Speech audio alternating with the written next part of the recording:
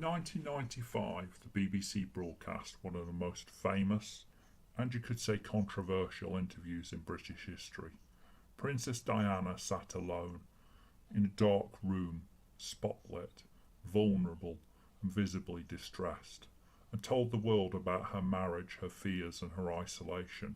It was hailed as a journalistic triumph. 26 years later, we learned the truth. That interview wasn't secured by courage, integrity or ethics. It was secured by deceit. And the institution responsible, the lovely old BBC, was never meaningfully held to account.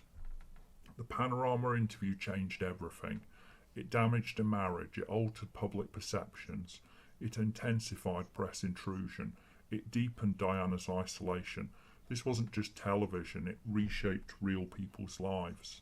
And it happened because the BBC abandoned its most basic duty of honesty. Martin Bashir used forged documents to secure access to Diana. Those documents falsely suggested that people close to her, including staff, were being paid to spy on her. The goal was simple, to manufacture and promote paranoia. And it worked. Diana later said she would never have agreed to the interview if she'd known the truth. That alone should have ended careers. This is where the scandal deepens, though. The BBC did not merely fail to notice wrongdoing, it was alerted. They knew that they'd paid for the graphic design of the fake invoices and documents. Senior figures were warned that documents had been falsified. Questions were raised internally, but concerns were brushed aside. Instead of investigating properly, the BBC conducted a sham internal inquiry that cleared Bashir, moved on and promoted him. Not because the truth was unclear, but because it was inconvenient. In 2021, former Supreme Court Judge John Dyson published an independent investigation of the Dyson Report. It concluded, devastatingly, that Bashir had used deception, forged documents, and exploited Diana's vulnerability, and that the BBC had failed to investigate, failed to act when warned, failed to act when they knew, and failed in their duty of care. This wasn't a grey area, this was a categorical institutional failure. Yet the BBC still bumbles on. They tried to frame it as the actions of a rogue journalist, but Dyson Report rejected that. It showed an organisation obsessed with scoops, protective of reputation, willing to sacrifice ethics for prestige. The problem wasn't just Bashir, the problem was the BBC itself. And where was the accountability? Here's the question that still hangs in the air. Who paid the price for this awful journalistic practice, if you can even call it journalism? No senior BBC figure was held to account. No structural reforms matched the scale of the wrongdoing. No independent oversight was imposed. Apologies were issued, statements were made. Time passed and they could never get hold of poor old Martin Bashir because he was ever so sick. Yet, they couldn't contact him because he was sick, but they were able to contact him to confirm in great detail in dozens of emails that they weren't able to contact him because he was sick, and did he think that was a message that would work. This is the exploitation of a famous but also vulnerable person.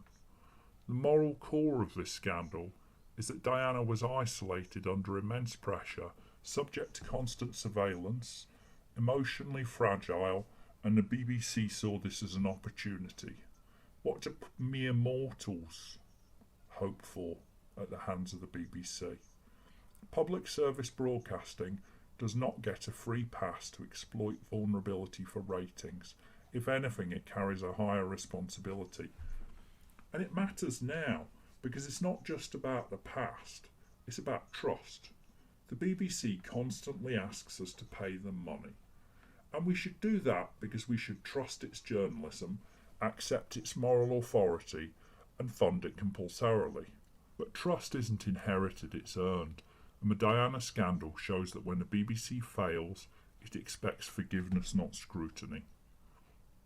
The BBC routinely investigates abuses of power, yet not on itself.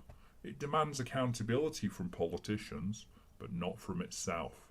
It exposes institutional failure elsewhere, never really properly in itself. When faced with its own wrongdoing, it delayed, deflected, minimised, and waited for memory to fade. Public institutions can't demand accountability of others when refusing it themselves. The Diana interview should have been a turning point, a moment when Britain's most powerful broadcaster admitted that prestige had overridden principle. Instead, it's a case study in how institutions survive scandal without doing anything whatsoever. Princess Diana paid the price. The BBC issued apologies and the system carried on unchanged. This is institutional immunity. And until the BBC confronts that, not with words but real accountability, every claim it makes to moral authority rests at best on shaky ground.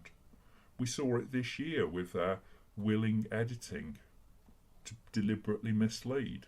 In numerous cases, not just once.